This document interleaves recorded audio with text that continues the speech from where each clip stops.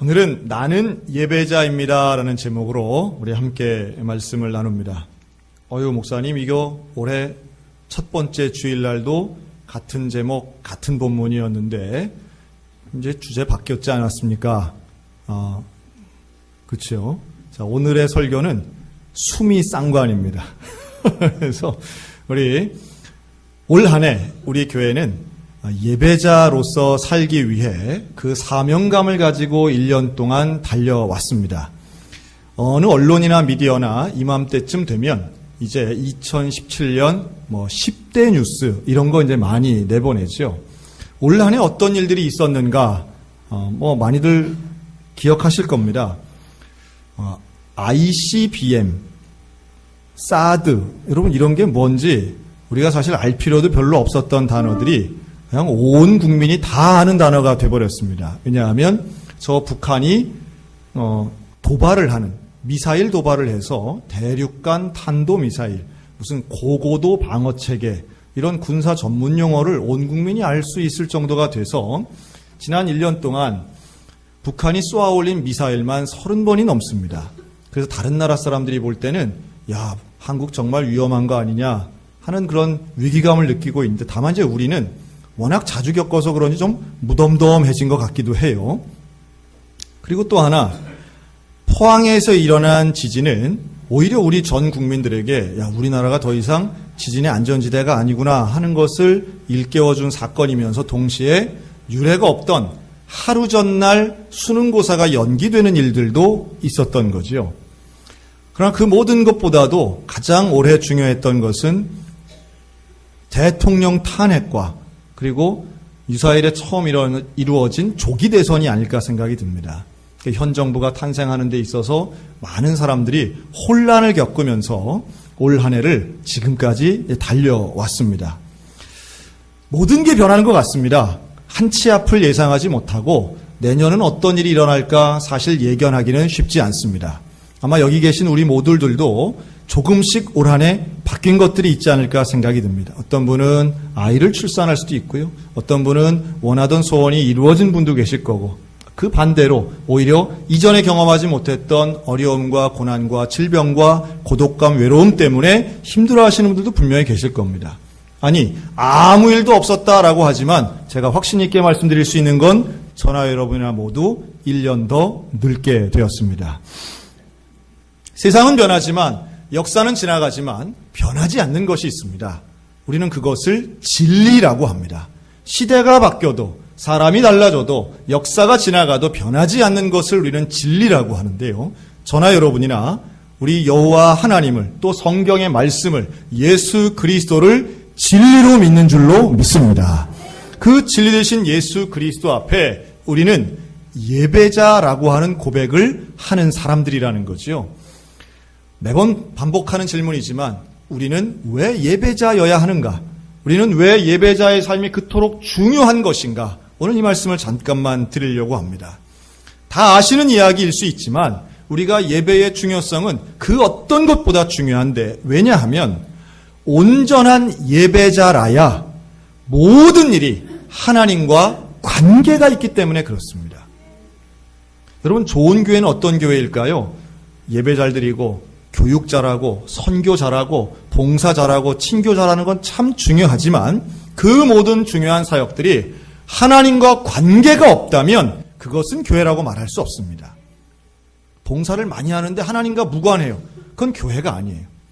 우리 성도들도 마찬가지입니다. 우리의 직장생활, 가정생활, 일상생활 다 중요한데 이것이 하나님과 관계가 있어야 신자이고 성도인 줄로 믿습니다. 그런데 그게 관계가 없으면 우리는 더 이상 믿음의 사람, 신자란 말을 쓸 수 없는 거죠. 그런데 누가 이 관계를 유지하고 긴밀한가? 예배드리는 사람이 우리의 모든 일상의 삶이 하나님과 관계 있도록 만든다라고 하는 거예요.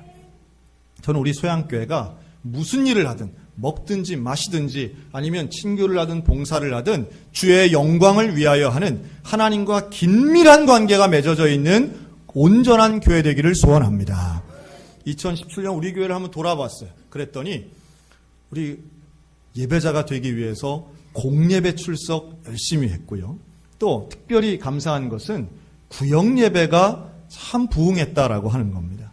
열심히 모이려고 하시고 또 모여서 예배드리는 것이 기쁘고 참 감사한 소그룹 모임의 예배들이 활성화되었다는 건 정말 제일 감사한 일인 것 같아요. 그리고 이를 바탕으로 해서 가정 예배의 축복성을 깨닫는 것 참 복된 일이었죠. 우리 상반기에는 우리가 가족들이 세족식을 했고요. 또 후반기에는 자녀들을 축복하며 안수기도를 했습니다. 그리고 그것을 우리 교회 밴드나 홈페이지에 사진을 올려서 함께 은혜를 나누었던 일, 지금도 인상 깊게 감동받고 있습니다. 교육도 마찬가지죠. 교육부서들이 열심히 최선을 다해서 선생님들과 함께 열과성을 다해 수련회를 하고 행사들을 하면서 많은 어린이들, 청소년들이 우리 교회로 왔습니다. 그리고 또 하나 변화를 이야기한다면 우리 교회 새로운 사역자들이 오셔서 모든 교육부서에 그러려고 일부러 한 건 아니지만 지금 우리 강원 서지방 내에서는 가장 젊은 전도사님들로 지금 우리 교회 교육부서 라인업이 짜여져 있다는 것은 또 하나의 내년도에 기대거리가 아닌가 생각이 들어요. 하지만 제일 제 기억에 참 감사했던 것은 지난 1월달 다들 기억하실 겁니다. 우리 교회가 가정을 파송해서 선한 목자 교회를 개척하고 창립한 일입니다. 또 같은 달에 우리 평안교회를 회복해서 우리 구역별로 매주마다 가서 예배를 드리고 그 교회를 지켜내고 새롭게 세워가는 일들은 정말 하나님 앞에 감사하는, 우리를 사용하시고 있구나라고 하는 그 감사의 제목이었고요. 한동안 좀 소원했지만 100대대 부대 안에 있는 횃불교회를 우리가 다시 연결하고 방문해서 그 교회를 후원하고 함께 예배드린 일, 많은 성도들이 직접 방문하 예배드린 일은 우리 교회가 갖고 있는 선교적 사명을 확인한 일이었어요. 그리고 근처에 있는 우리 도청선교회, 또 근처에 있는 직장인 기독연합회를 우리 교회가 순차적으로 수용하고 또한 기도회와 예배들을 함께 도움으로 직장선교, 군선교, 해외선교 이것들을 감당할 수 있었던 참 감사한 한 해였습니다.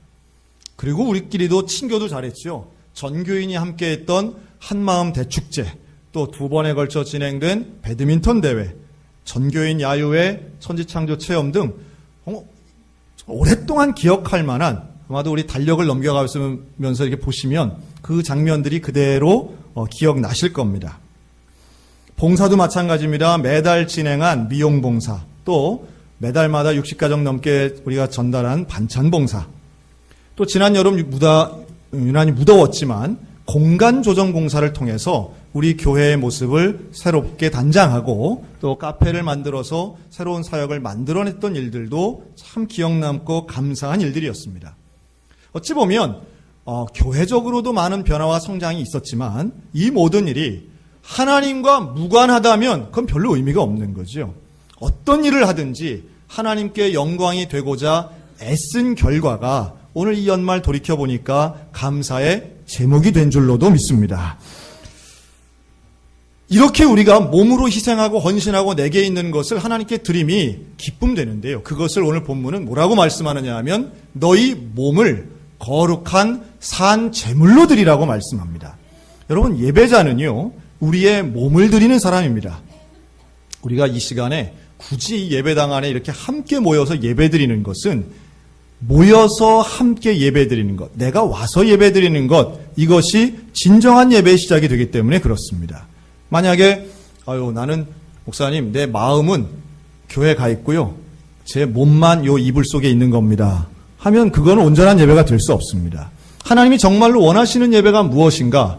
우리의 몸을 드리는 거예요. 우리의 삶을 드리고 일상의 생활을 드리는 것, 우리 하나님 정말로 기뻐하시는 영적 예배인 줄로 믿습니다. 그 예배를 드리기 위해 우리는 올 한 해 동안 노력했고 앞으로도 최선을 다할 것입니다. 앞으로도 저와 여러분은 영원히 하나님을 섬기는 예배자여야 되기 때문에 그렇습니다.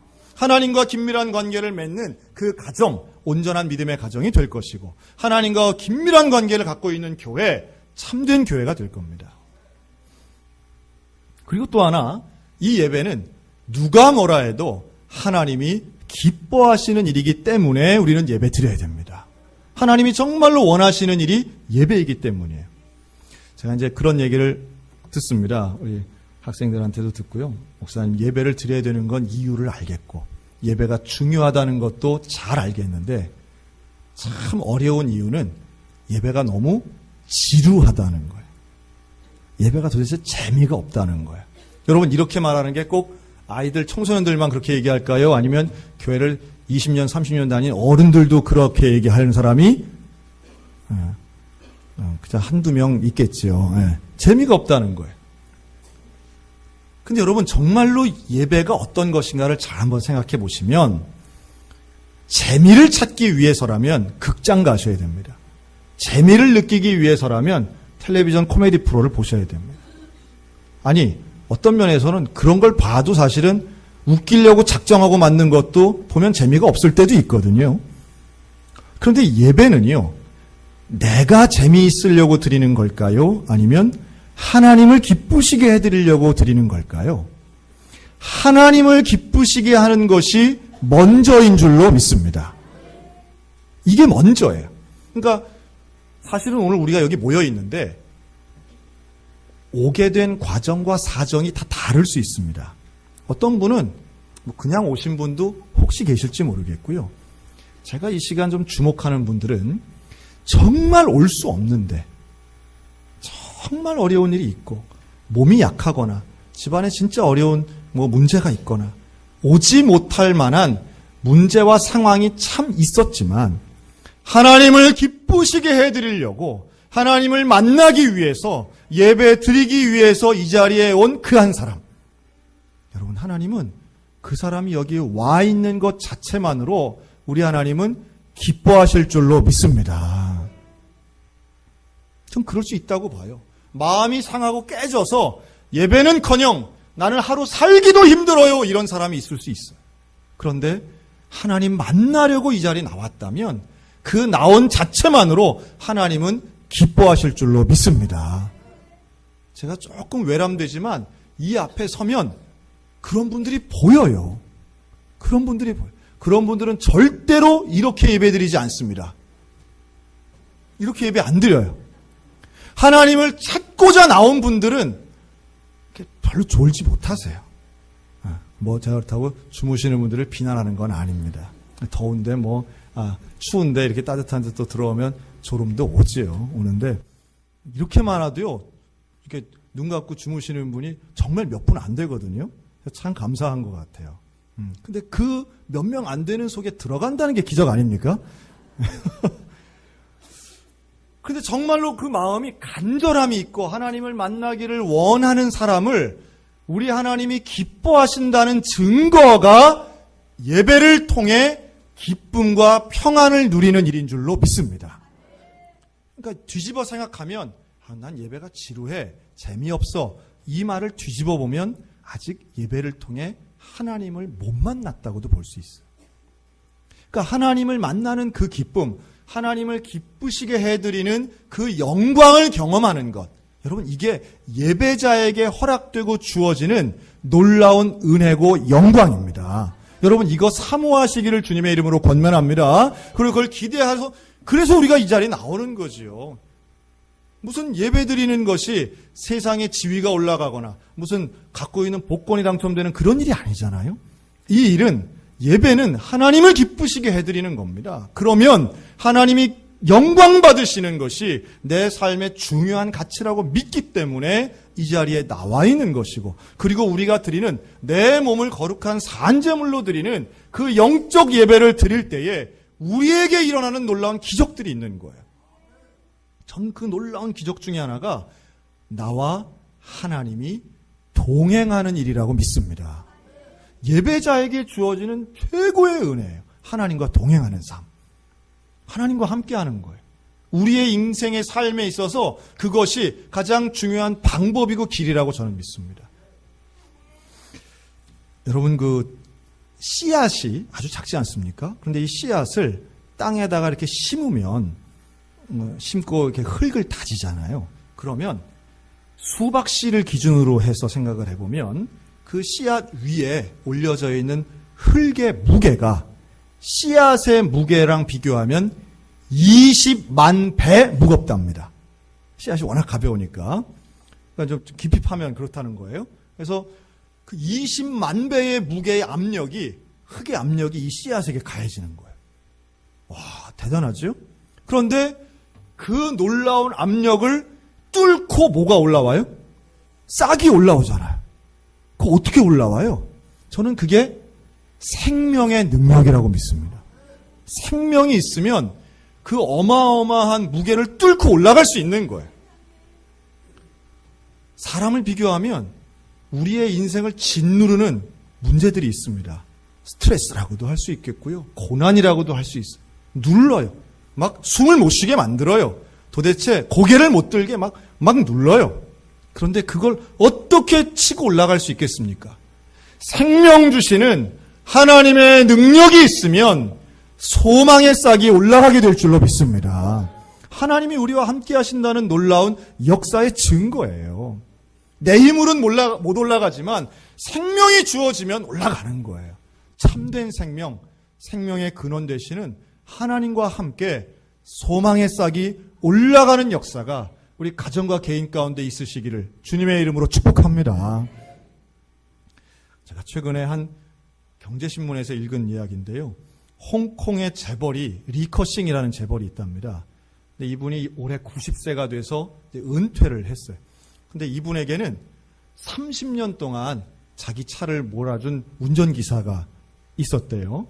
근데 이분이 이제 먼저 일을 그만두시는 거예요. 그래서 30년 동안이나 그 한 사람이 같이 운전했다니까 그것도 참 대단하더라고요. 왜냐하면 제 기억에 우리나라 무슨 재벌 3세들은 한 달에도 몇 명씩 막 갈아치우고 하던데 하여튼 그 아주 좋은 긴밀한 관계였던 것 같습니다. 그리고 그 운전기사가 은퇴할 때에 이 리커싱 회장이 그동안 참 수고했다 하면서 이렇게 돈을 준 거예요. 근데 얼마를 줬느냐 하면 200만 위안, 우리나라 돈으로 약 3억 6천만 원쯤 되는 큰 돈을 준 겁니다. 뭐 재벌 회장님이니까 또 큰 통 크게 한번 쏜 것 같아요. 근데 놀라운 건 그걸 딱 본 이 운전기사가 회장님 참 감사합니다. 그런데 저 그거 안 주셔도 됩니다. 왜? 저 이미 돈 많습니다. 저 재산이 2천만 위안, 36억이 넘었습니다. 그리고 회장님이 깜짝 놀라는 거예요. 야, 너 월급이 그렇게 100만 원 조금 넘는 월급 줬는데 언제 그렇게 돈을 모았냐? 진짜냐? 그랬더니 이 운전기사가 뭐라고 했느냐 하면 회장님, 저는 회장님 차를 30년 동안 몰았습니다. 어딜 가든 회장님과 동행했습니다. 그러다 보니 제가 원한 건 아니었지만 회장님이 누구랑 전화하면 그게 다 들렸고 누구랑 만나서 얘기를 하면 그 대화 내용을 차 안에서 대화하실 때 다 들었습니다. 그래서 어디에 땅을 구입하는지 어느 회사 주식을 살지를 제가 다 들었습니다. 그리고 조금씩 따라했더니 저도 부자가 됐습니다. 하여튼 오해는 하지 마세요. 뭐 주식 사고 땅 사란 얘기 아닙니다. 뭐 모든 재벌이 다 그렇게 되진 않았겠지만 이 아주 유명한 일화라고 하더라고요. 그럼 무슨 말입니까? 누구와 동행하느냐가 그 사람의 10년 후, 20년 후를 결정하는 거예요. 여러분들은 평소 누구와 즐겨 대화하시고 누구와 식사하시고 누구와 교제하십니까? 여러분 가능하면 거룩한 사람들과 교제하시기를 주님의 이름으로 권면합니다. 친구도 중요하지만 직장 동료도 중요하고요. 교회의 교우 관계도 참 중요합니다. 혼자 고립되지 마시고 또 나랑 잘 맞는다고 비슷한 수준하고만 놀지 않으셨으면 좋겠어요. 좀 거룩한 분들과 함께 좋은 영향력을 서로 누리셨으면 좋겠습니다. 그런 거 있잖아요. 바둑이나 장기도 똑같은 사람이 같이 100판, 200판 더 봐야 실력이 안 는대요. 뛰어난 고수하고 같이 있어야 되겠죠. 인생의 고수. 우리를 가르치고 우리를 정말 내가 배울 만한 그런 사람들. 저는 우리 교회 그런 분들 참 많다고 봐요. 오늘 공로패 받으시는 분들 그런 분들 같고요. 또 우리 교회 장로님들 그런 분들 같고요. 또 우리 구역장, 구역강사님들 저는 그런 분들이라고 믿습니다. 연약한 면이 분명히 있지만 하나님을 믿는 예배자들에게는 그런 거룩함이 있고 성결함이 있어요. 아니, 생명의 근원 되신 하나님과 동행하여 살면 우리가 하나님의 거룩한 성품, 성령의 열매를 맺어가며 저와 여러분의 삶도 재벌과 같이 30년 다녀도 부자가 된다는데 하나님과 함께 있고 예배자의 삶을 살면 우리는 성령을 닮은 성품의 사람이 되어 있어야 되지 않느냐는 거예요. 여러분, 진짜 능력은요, 개인이 갖는 것이 아니라 동행함에 있습니다. 하나님과 동행할 때에 진짜 능력이 우리 가운데에서 드러나게 될 줄로 믿습니다. 2018년도도 어떻게 살아갈 것인가, 무슨 일이 일어날지 저는 예견할 수 없지만 분명한 것은 하나님과 동행해야만 제대로 살 수 있습니다. 그 동행하는 방법은 예배자로 사는 것밖에 없다는 거예요. 그거 외에 뭐가 있겠어요? 예배자로 사는 겁니다. 우리는 사나 죽으나 예배자로 살 수밖에 없는 사람들이에요. 타임지가 선정한 세계에서 가장 위대한 선교사에 선정된 선교사님이 계십니다. 이게 1930년대, 40년대 타임지는 이런 것도 골랐더라고요. 그래서 가장 위대한 선교사, 또 노벨 평화상에도 2번이나 노미네이트 됐던, 후보자로 올랐던 위대한 선교사님이 있습니다. 이름이 스탠리 존스라고 하는 분인데요. 이 스탠리 존스는 마하트마 간디하고도 아주 친분이 있었던 인도 선교사입니다. 근데 이분이 정말 건강한 분이었어요. 그래서 70이 넘을 때까지도 감기 한 번 안 걸리고 그 인도 땅에서 아주 정치적으로도 영적으로도 아주 칭송받는 지도자였습니다. 타고르라고 하고 유명한 시인 있죠. 그분하고도 아주 절친이었다고 하더라고요. 근데 이분이 이제 구술을 통해서 쓰신 책이 있는데요. 하나님의 예스라고 하는 제목으로 번역이 되어서 한 10년 전에 나왔던 책입니다. 근데 이 책의 내용에 스탠리 존스 목사님의 말년에 경험했던 그 삶들이 기록이 되어 있는데, 이분이 참 건강하게 사시다가 88세, 88 되던 해에 뇌졸중이 이제 온 거예요. 그래가지고 혼자서 있다가 쓰러진 거예요. 넘어졌어요. 딱 들어놨는데 마룻바닥에 쓰러졌는데 혼자 있다 보니까 그 마룻바닥에 5시간 동안 누워 있었던 거예요. 죽지도 않고, 죽은 게 아니라 눈만 깜빡거리면서 손가락 하나 까딱할 수 없을 정도로 누워 있었던 거예요. 여러분, 그쯤 되면 무슨 생각이 들까요? 사람이 본능적으로 이게 내가 죽는구나, 이런 생각이 들 수 있고요. 또 하나의 좀 안 좋은 부정적인 생각은 뭐냐 하면 내가 안 죽고 이 상태로 몇 년이 갈 수도 있겠구나, 이런 생각도 이제 들 수 있잖아요. 근데 이 스탠리 존스 선교사님이 그 책에 쓰신 내용은 이런 거예요. 그 순간, 그 5시간 동안 나는 한 가지 생각만 딱 들었는데, 그 한 가지 생각이 뭐냐 하면 바로 예수 그리스도. 예수 그리스도만 생각나더래요. 그러면서 예수님, 지금까지 나의 인생은 예수님에게 순종한 삶이었고, 지금 내가 죽어도 예스, 혹은 안 죽고 이 상태로 몇 년 가도 예스, 고쳐주셔도 예스. 그래서 책 제목이 하나님의 예스. 그러니까 죽어도, 또 그냥 병이 낫지 않고 그대로 있어도, 혹은 병이 나아도 예스라는 거예요. 그리고 이제 발견이 돼서 병원에 갔는데 이제 입이 막 돌아오면서 말이 제대로 안 나오는 거예요. 의료진들에게 이 스탠리 선교사님 부탁을 합니다. 뭐라고 부탁하느냐 하면 자기를 보고 이렇게 외쳐달라고 부탁을 해요. 한번 따라할까요? 나사렛 예수 이름으로 걸을지어다. 자기는 말이 불편해가지고 못하는데 오는 사람들마다 이 말을 시킨 거예요. 나사렛 예수 이름으로 걸을지어다. 간호사들이 하고 의사들이 하고 면회 와서 하는 거예요. 걷게 됐을까요? 안 됐을까요? 걷게 됐으니까 또 책에 썼겠죠. 걷게 됐어요. 저는 그 걷게 된 거, 뇌졸중이 회복된 거, 그게 기적이라고 보지 않습니다. 하나님이 병 고치는 게 대단한 기적이겠어요? 그런데 뭐가 기적이냐 하면 쓰러진 마룻바닥 5시간 동안 그가 하나님을 향하여 순종의 고백을 한 것이 기적인 줄로 믿습니다. 스탠리 존스 목사님이 그래서 어쨌든 불편하긴 했지만 걸어 다닐 수 있을 정도가 돼서 다시 인도로 돌아가서 인도에서 역시 설교까지 하시고 현지 사역을 하다가 그 다음에인 89세 때 소천하게 됩니다. 우리의 삶이 하나님과 동행한다라고 하는 것은 끝까지 동행하는 것을 의미하는 줄로 믿습니다. 끝까지. 2017년도는 이제 오늘이면 끝나요. 그러나 저와 여러분의 인생은 하나님이 끝이라고 할 때까지 끝이 아닌 줄로 믿으시기 바랍니다. 지금 내게 있어서 뭔가 포기하고 싶고 그만두고 싶고 관두고 싶은 것이 있습니까? 스스로 끝내지 마시고 끝내는 것이 하나님의 주권임을 믿으셨으면 좋겠어요. 시작하신 분도 하나님이시고 끝내시는 분도 여호와 하나님이시라고 하는 겁니다. 이 믿음이 우리 안에 있으면 어떤 웬만한 시험에 우리는 넘어지거나 절망하지 않을 수 있다고 저는 믿습니다. 예배자는 그래서 무엇이 올바른 것인가? 하나님의 선하시고 기뻐하시고 온전한 뜻이 무엇인지 분별할 수 있는 은혜가 있는 사람, 예배자라고 하는 거예요.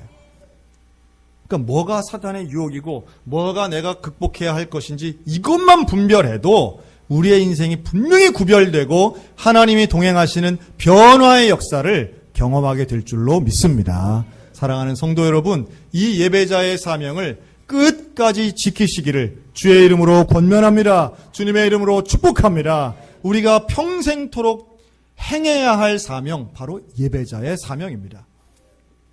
올해도 우리가 예배자로 살려고 했지만 내년에도, 아니 하나님 나라 갈 때까지 우리는 예배자로 살 것입니다. 살려고 노력할 것입니다. 그래서 하나님과 긴밀한 관계를 가지고 하나님이 기뻐하시는 그 예배의 자리에 있을 것이며 주님과 동행하는 그곳이 어디든 간에 땅끝이라도 주님과 함께 가는, 그래서 주님이 우리에게 주시는 그 놀라운 은혜를 날마다 경험하며 살아가는 거룩한 예배자들 다 되시기를 주님의 이름으로 축원합니다. 아멘.